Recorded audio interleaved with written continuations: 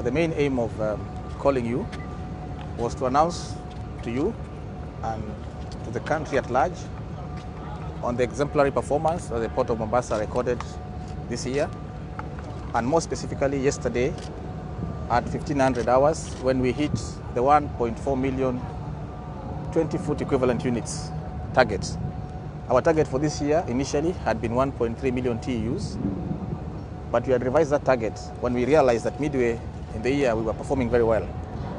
And I want to announce that having attained the target and surpassed it by hitting 1.4 million TEUs this year, we are well on course to be the best port in Africa in 3 years.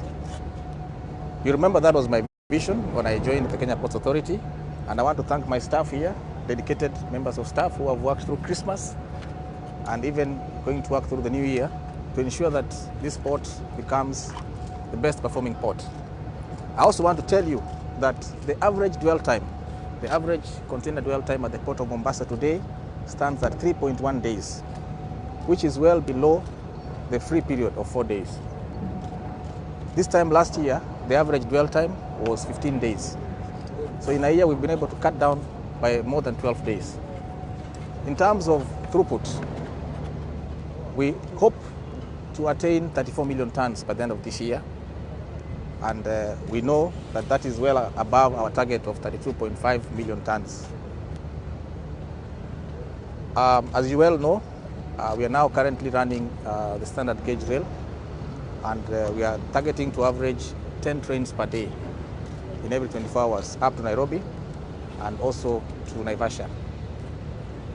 The introduction of the standard gauge rail has helped evacuate cargo seamlessly, efficiently, and at a minimum cost. And we are now almost having X-hook railage on each consignment that we receive at the Port of Mombasa. So I want to celebrate this achievement, and I want to thank our stakeholders, staff, the board, and the government of Kenya for the good support that they have given the Port of Mombasa over this period of 1 year. Thank you very much. I shall be giving you a detailed press briefing for you to analyze. MD, yes. You have told us the progress going on. But outside there, every day we see people beating you. Can you shed some light? What's going on? Then number two, the fast accident problem. How come every day we were told that there's no problem, but every day we see they are calling for press conferences? Can you also shed some light there? As regards cargo evacuation by the standard gauge rail, and the agreement we've had with the stakeholders, we are giving people the option of using either trucks or the rail. And as the Kenya Ports Authority, and in conjunction with the Kenya Railways Corporation, we are marketing the rail to be a better alternative. So, in as far as the issues of the Fast Action Group are concerned, we have reached an agreement. And if you come to the port when we are busy, you will actually notice the number of trucks that are evacuating cargo. Today, all transit cargo is still evacuated by trucks. And the last time we checked, every single day in this port, we have at least 1,200 trucks coming in and out to carry containerized cargo. So we are working on a modality to ensure that we share the two. Okay. On the other matter, there have been allegations, and these have been well investigated by the relevant agencies. We have cooperated 100%. We have facilitated our staff. I have also taken very many statements, and we are waiting for the agencies to conclude the investigations and then determine the next course of action.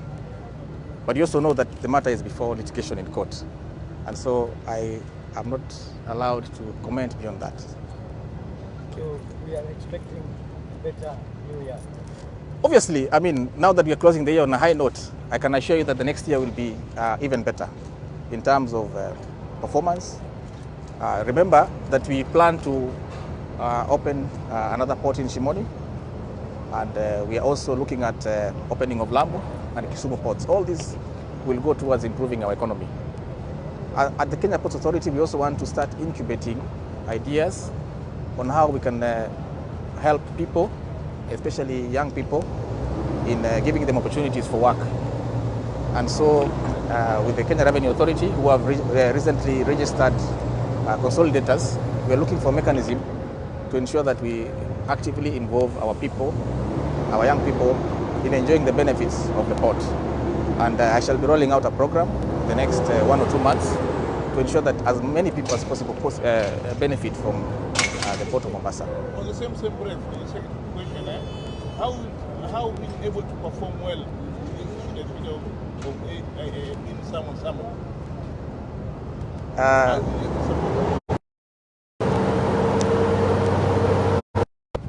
And so, in as much as to handle, and I keep meeting them and assuring them that all will be well.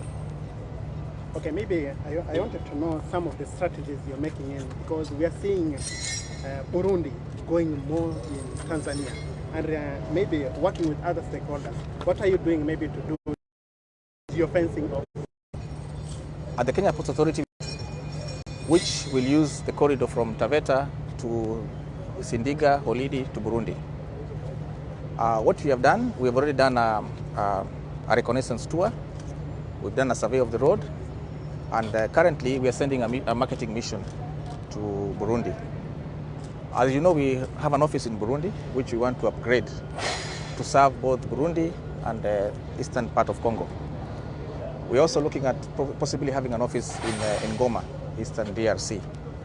And so we want to now work on what we call the Northern Central Corridor, which is just from Taveta through Arusha to Holidi. And we are almost starting the actual construction of the ICD.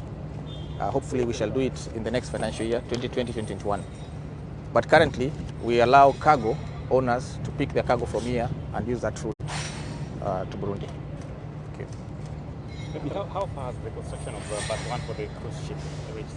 99% complete. In fact, I would invite you to go and tour it. We were there with him the other day with the Honorable Minister for Tourism. It's actually virtually complete. We are just waiting for the official commissioning anytime soon. Sir, what about the Lamu Port? Lamu Port, Bath 1 is complete. Overall performance of the 3 baths is at 77%. We also hope to commission Bath 1 anytime soon because we have physically finished all the works. Okay, but yesterday you are close to 1.4. Maybe what's your vision or your projection by the end of tomorrow, which is the end year? We hope to be at around 1.41, 1.415 million TEUs. And our target for the year 2020 will be 1.5 million TEUs. I want to emphasize that the growth of the Port of Mombasa is well above the average growth in the world. And when I give you this pressure, you will see the statistics that we are growing above the expected normal growth rate. And that's why we are driving a major expansion program for the port. And maybe you can tell us about the dredging process. We understand it is already at its The dredging has been done, it's complete. It was done for 2 projects. The expansion of second container terminal, phase 2, and the KPA oil terminal. We are currently now doing the civil works for the 2 projects. Dredging was already completed. Status of Currently, we are at 37% complete. We are well on schedule. The contractor is doing a good job, and we hope that he'll hand over by the beginning of 2022. Thank you very much. So this one, I'll give it to you.